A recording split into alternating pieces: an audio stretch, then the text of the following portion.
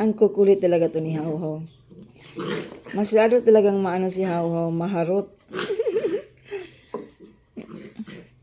Mahaba na yung dila niya, ibig sabihin ano na yan, nahihingal na yan. Pero wala, tuloy pa rin yung pang-aasar niya kay Goldie.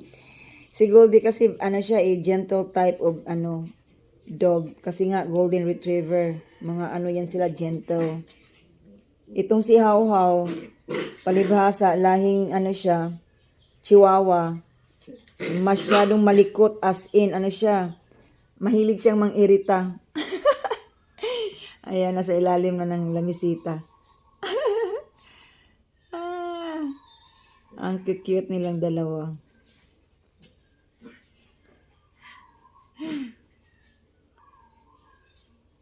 Nahihingal na yan si How How. Tingnan nyo ang height ni How How.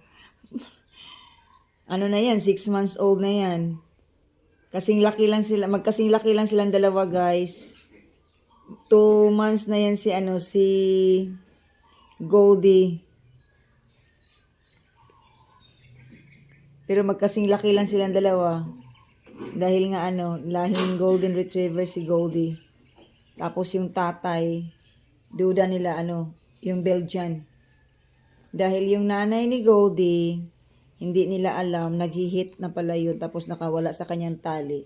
At yun, nabuntisan, hoy, stop it! Shh! No!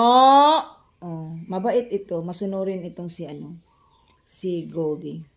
Kasi nga, di ba mga golden retriever, yan sila, matatalino, tapos gentle.